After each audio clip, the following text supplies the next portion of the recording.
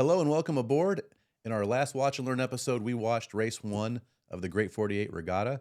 Today, I'm once again joined by David Rink, but today we'll watch highlights from race 2 of the Fall 48 Regatta at the Lake Norman Yacht Club. The drone footage we'll be watching and discussing was captured by CJ LaCour and can be found at the Tall Flyer YouTube channel. Thank you, CJ, for uploading sailing videos and granting me permission to use them in this video. David Rink was the winner of the Fall 48. I continue to receive positive feedback on our first video discussion from last episode, and I'm confident David is going to continue to share more great perspective from the race course. So without further ado, David, please say hello. And for those who haven't met you yet, tell us about your club and your home regatta. Yeah, thanks, Eric. So this regatta was run by Lake Norman Yacht Club in the Charlotte, North Carolina area. And we're doing race 2. So this was Sunday of the Fall 48 Regatta, which ends up the first weekend in November every year. And so it's the first race Sunday morning. We had pretty nice breeze for the whole day on Sunday. So very good. Well, we're going to get into race 2 about, I'm thinking it's about 23 seconds from the start here at the 6:10 mark. And tell us what you're seeing here. Yeah. So the boat is really favored. You know, there's a big clump here at the boat, as you can see, kind of in the circle there. There's a clump there at the boat. There's another big clump, you know, a little bit down from the boat. And then you can see there's nobody at the pin at all.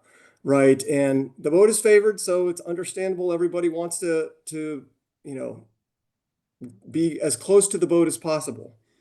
But only 1 or 2 boats are going to have a good start up there, right? There's going to be one guy that wins and everyone else is going to lose. So it's a high risk maneuver. And certainly, you know, we'll see how things unfold here. But I like a conservative start. You know, you don't have to win the boat to get going. So as we go here, you know, there's already a boat over the starting line, about a third of the way down from the boat. But as we progress on, you can see, right, this is about, yeah, the 6:23 mark, 6:33 maybe of the start, right? This is the line. The flag just came down on the boat. So you know that this is the exact moment of the start.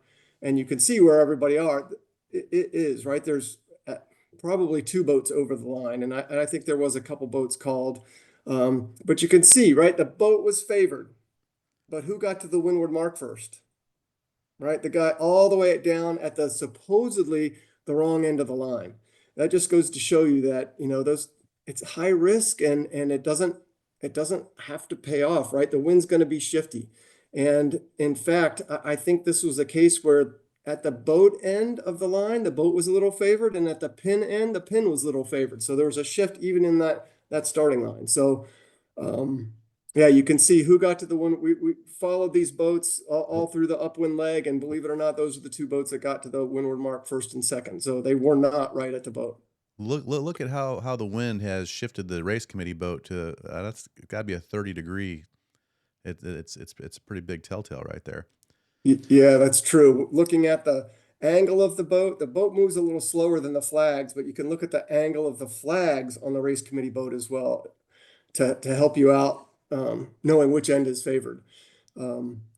But something else that I thought was really interesting was what happens right at the race committee boat. A couple boats don't have room, so they do circles, but there's one boat there that actually backs up. Yeah, here we go. So that it looks like a dark hull, but I think that's just the lighting. But that boat right there, he gets squeezed out, right? He doesn't have any room. There's a couple others that are going to do circles, and that's what I've always done, is done a circle. But this guy backs his main. Look at him. He's going backwards right now. He actually doesn't have any rights when he's going backwards, but he backs up, trims his main in, and he's late to the start. The start's already happened, but he's ahead of the other boats that did the loop around. So I'm actually pretty impressed that he was able to pull that off and didn't foul anybody, it didn't look like. And I mean, he's a little late to the start, but he's in clean air. You know, he goes ahead and tacks here, but yeah, so that was impressive. And that backing up maneuver, you can practice that when you're leaving or coming into the dock every time. So it's not something that, oh, I need to be in that situation to practice. It's the same maneuver you're going to use at the dock, right? When you're leaving the dock or when you're coming back to the dock. So it's something that everybody should put in their arsenal, learn how to do, and you can practice it every time you go out, essentially. Well, let's jump to the 7:55 minute mark or 7 minute 55 second mark of this video. What do you want to tell us here? Yeah, so it looks like the boats that are the farthest ahead at the top of the screen, those are the boats that started at the pin, believe it or not. So they look pretty far ahead now, and one of those boats does get to the windward mark first. So, but it shows you that the wind shifts. Those guys have not tacked yet, so the wind is in a right phase, right? So they proceeded on, right? If it was in a left phase, everyone would tack right away, right? You'd start at the pin and tack right away. So it's interesting that they carried on starboard for a long time before they ended up tacking, and they got punched out there. This is just a nice view of the course itself, and you can see the breeze on the water, how these puffs are coming down the lake, right? And you can see kind of how you don't really want to be far out to the right side of the course. That doesn't look very ripply and very dark water, like much dark water over there. So, Yeah, so over in that area. that I doesn't look don't good I don't over think here. you'll. Looks really good over here, right? Right, exactly. So the middle kind of pays off, and guess what? The middle in this case, it's always more conservative to stay kind of in the middle of the course in case the wind shifts, right? So, um, yeah. So, but you can see it's just a great view of these puffs coming down, and the puffs are going to have lifts and knocks in them, and you've got to play what wind you have on your boat at the time, right? You can't try to sail to somebody else's puff that they're in, because it's probably going to be gone by the time you get there. So you sail your race, sail your wind. The wind is different across the race course. And So it you it said at the took end of race one that the wind was completely dead. Did you guys wait a while and wait for the wind to come back in, or did it just fill back in right away? No, this is race one was Saturday. This is race two is Sunday. This is the Oh, first race on Sunday. that explains things because this is Yeah. completely different than what we were watching at the end of Yeah. race one. So thanks for that clarification. Okay, let's jump to 16:45 of the same video. Yeah, so here we've got some boats coming in on starboard, or sorry, they're on port down here in that circle, right? They're on port. They're both going to tack right about the same time. It looks like the windward boat maybe tacked a little bit earlier than he should have, because he's barely making the mark. He's barely making it, and now he has a boat that camps out on him, right? A boat that tacks on him. Now for sure he's not making it. So what do you got to do? You got to recognize that he's headed for trouble. The boat to his windward hip tacks away. He should tack away right there, but he doesn't. He keeps going. He keeps going, and now he's going to tack twice inside the circle. He's not going to have any rights, and things aren't going to look good here in just a second. So he goes back to tack back. Ooh, that's not good. And yeah, it gets ugly. So yeah, you got to recognize that this is going to unfold early on, and do something about it. Now they're attached to each other, right? The leeward boat can't turn down because they're touching each other, right? His stern kicks out, and they're glued together. And yeah, so it's bad in that case, it's bad for both boats.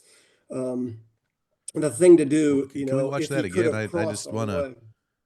Yeah. just kind of want to go through that Yeah. progression again. Yeah. So it's, It's right there where yeah. yeah. So he tacks, and even right now, he can't cross them all the way, I don't think.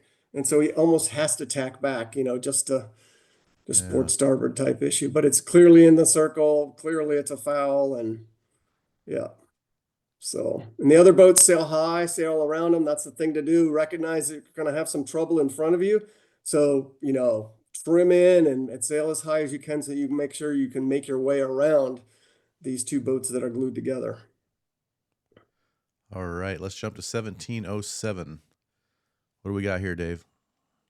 Yeah, so this is what I learned from this race. So that's Brian Hayes in the lead.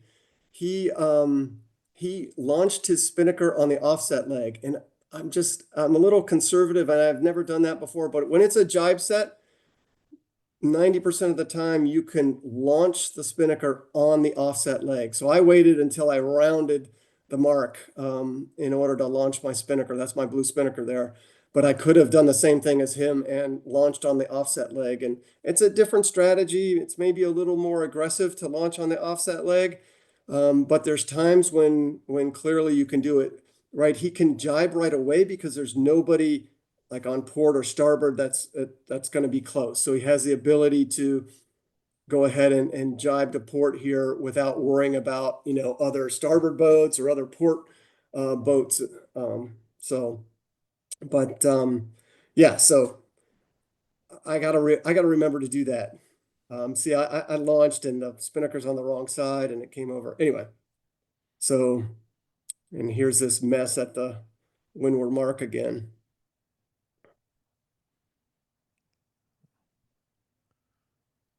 That's the I same one we do were want watching to, before, right? yeah, yeah. And I think there's somebody that might jibe set there. Yeah, okay. All All right, right, so jumping to we've 1923. 1923. Yeah, okay. So blue and white spinnaker. It's clearly a jibe set. Almost everybody has jibed, right? He bears away on starboard. That's the blue and white spinnaker out to the farther out to the right. Yep. He bears away on starboard. He doesn't want to get in the fray with all those other boats, right? Some of them are going to be going high. It's difficult to pass people going leeward of them. So he sails out here in his own clear air. And I think he passes 10 boats on this downwind leg, if you can believe that. Yep. So he sails out here on his own, ends up jibing, and then sails in clear air all the way down the leg. He's not fighting anybody else, right? Clear air, not fighting anybody else, and passes a bunch of boats on the downwind leg. He's a really good sailor too. So, um, Nice. All right, let's jump to 2645. okay, coming in here, they're both boats are on starboard or on starboard. They jibe over to port. The white spinnaker maybe he's a little ahead, maybe he's clear ahead, maybe he's not. Oh, I think there's a little bit of an overlap, right? So they both get their spinnakers down. The white spinnaker, oh, can we go back to that? Oh, sorry. The white spinnaker realizes that there's going to be an issue, right? He's got to give Mark room, and he sails wide, which is great, right? This is the way to give somebody Mark room. When somebody else has the right of way over you, he sails nice and wide and ends up having a great mark rounding.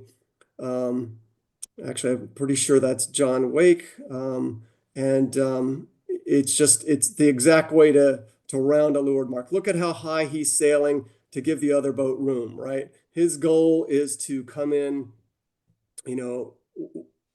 wide enough to let him have room, but also where he can round wide and tight and then have a decent lane coming out of the rounding, right? So Yeah, nice that's good round sailing right jib. there. Yeah, great sailing. The other boat, is maybe a boat length ahead of him now, but he's able to live there, right? Because he doesn't want to tack back into all the spinnakers and that bad air of the spinnakers right away. And he's able to live there, and it works out great for him. Okay, so as we're progressing now, some boats are starting to go around the other gate.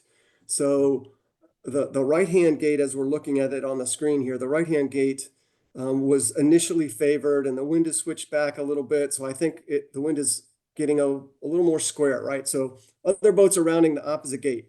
So we've got this big cluster coming down the lake. You can see the couple of red spinnakers coming down, like in the middle, and we're going to have quite the mess here at the leeward gate in just a minute.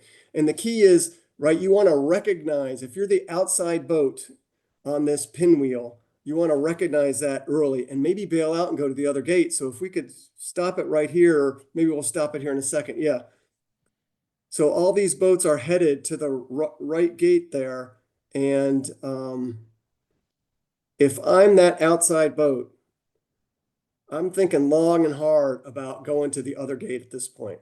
And if you make it earlier, if you make the decision earlier and recognize that this is going to be an issue and you're not going to have any rights and you're going to be the outside boat, recognize it early, bail out, go to the other gate. I've done it before plenty of times, and sometimes it's painful. The later you wait, the more painful it is. So recognize it early, bail out, go to the other gate. In fact, those outside two boats that are on port still should probably jibe and go to the other gate. Because if you look, we've got one, two, three, four, five boats coming in on port, two boats on starboard. So the two boats on starboard, here we go, two boats on starboard. They've got mark room, they're inside overlapped. They've got to give room, and there's not nearly enough room given. Compare that to what we just saw with John Wake and the boat in front of him rounding the leeward mark, right? And now they're so close that the inside boat literally can't turn up Look at because the 6130. stern, Just take advantage of that. Holy cow. Look, luckiest guy in the yeah, world right there. That's probably Bruce Kitchen, yeah. isn't it? It is. It is. Yeah. He saw that happening, and he has a beautiful rounding. I think that's Pat Finnick right behind him has a beautiful mark rounding. So does, a couple other boats. I think that's Ben and Deb. All of those guys just passed four or five boats, right? I'm pretty sure I Um, saw Lynn but smile from the camera here. So yeah, wow, so look at that. That's just painful. That's just it oh, is. It is. And so you have to give more room than you think you have to give, right? Because the sterns have to be able to swing out as the boat turns. So, you saw a great example. You'll be able to back this up of how John Wake rounded that leeward mark. That's the way to do it. This obviously got a little ugly there. So, oh, they're still trying you to need bit. to give more. Yeah, you need to give more room than you think you need to give. And if you see that developing in front of you, bail out early. Okay, here's another example, windward mark rounding. That boat just crossed, right? That port Yeah. boat just crossed. Yeah, I'm gonna rewind that so we can focus Yeah, back on that. okay. That's a really So good move right our there. Look at focus that. is this port boat coming in. He's inside the circle, right? He passes behind that first boat. He passes in front. He doesn't lee bow, right? He sails all the way across that boat. He gives that inside boat the room he needs, doesn't tack in front of him, doesn't foul anybody, sails high, and it's better to give up one boat like that than foul him and have to do circles, or to take the transoms of all three of those boats. So really nice job just crossing you know, instead of trying to tack inside and hope somebody doesn't call a protest on you and hope you don't foul them. And yeah, it's a really nice job of knowing the rules, just crossing straight across and live to fight another day, right? So what? You got one boat in front of you. You're still ahead of the other two, which is awesome. So now on this reach leg, I'm really surprised he sails pretty high here and gives a boat room to round the offset mark that he doesn't have to, right? There's no overlap there. But I think he's being a little conservative here. He's going to do a bear away set. It's the white spinnaker, I believe. He's going to do a bear away set. He's sailing with his wife. I believe that's John again. Really nice job. And he ends up passing these other guys, right? So he doesn't want to get into the mess, right? All these boats that are jibe setting are going to end up fighting each other for air. And, the focus is clean air, sailing downwind. So, yeah, really nice job there. Okay, here we've got a boat coming in on starboard, barely making the mark. This is the second windward mark, by the way. Barely making it, barely making it. Sailing at full speed, not pinching early, right? Sailing at full speed, and he's gonna luff up around this mark the right way to do it, right? So he goes high, about a boat length away, uses his momentum to round the mark, and you can start to bear away, when your centerboard is even with the mark, right? Because that's the pivot point of the boat, right? So you can start bearing away as soon as the mark is about equal to that. But he did it the right way, right? He didn't start pinching super early and getting super slow, right? You need to come in, and if you're going to luff up around the mark, you got to be at full speed to do it. So he didn't start that maneuver until he was about a boat length away, which is a really nice job, right? And here we got a couple more boats coming in, and some boats that are overstood a little bit, right? There's a decent right shift going on, so some of these starboard boats are overstood. We've got a couple coming in here as well, pretty tight to that mark, and I think we're gonna see what, yeah, the red boat makes it and the lime green boat does the right thing, right? You gotta recognize that you're not gonna make it and tack back. Now he tacks back without getting back up to full speed. So you like to be able to hold that tack long enough to get up to full speed, but he had some starboard boats coming, so he he had to get back on starboard. But it was a nice job of putting in those two tacks and rounding the mark clean. And you can see most people here still jibe setting because we are in a bit of a right shift. That's why some of those starboard boats were overstood. Yeah, Right. If go you're back and watch overstood our or video of the first race if you want to see what happens when someone doesn't tack away and gets hung up on the mark. That was yeah, that's right. that was brutal. Yeah. Yeah. That was a good move, even though it was not the best of circumstances. All right, Yeah, so it's all about having clean air too. If you've got, he had clean air, so you could do it. So here we go, coming into the finish line here. A bunch of boats coming in. There's that white spinnaker we mentioned, but see the overstood boat coming in on port jibe, red and white spinnaker. I mean, he is hauling butt, right? I just want to mention that that happens to all of us. We get overstood sometimes. We wait too late to jibe, or you have a problem with your jibe, and you're coming in hot. One of the most important things, and I just learned this probably a year and a half, 2 years ago, you got to have your centerboard down to do that. If the pole is on the forestay, the centerboard's got to be down to give you some bite to propel the boat in the direction you want it to go. Otherwise, it's just going to slide. And I'm pretty sure he did have it down. I talked to him about this earlier, but yeah, he waited a little late to jibe, but yeah, that board's got to be down when you're reaching like that, or even if you're kind of just beam reaching, the pole is maybe only a foot or two off the forestay. I think you want that. I think you want that centerboard down maybe halfway when you're reaching a little tighter. So many people are so aggressive about putting their boards up, right? I've learned that it's a pretty low priority getting that board up around the windward mark, and then if you're reaching at all, get that board back down some, halfway or all the way. all right, so how many races were raced on Sunday? We got 3 races in on Sunday, so this is the first race of Sunday, and yeah, so we got 2 more on Sunday. So the wind's pretty nice. The wind's, I don't know, 8, 10, probably gusts 10, 12 maybe. But pretty much 8 most of the day. Had some, great starts and the wind held up. So it worked out real nice All right, and what do for we get to racing look on Sunday. forward to? We'll do another episode and we'll go through race 3. But what are we looking forward to in race 3? Yeah, race 3 probably should have been a general recall. The race committee boat called, I think, 6 or more boats over early. So race 3 will be the start. We'll spend some time on the start and talk through that and go through. I was OCS, so I had to restart, and yeah, it'll be really interesting. Well, that'll give us some something fun to look forward to for sure. Yeah, Hey, and everybody, I want to say thanks again to CJ for doing the drone footage.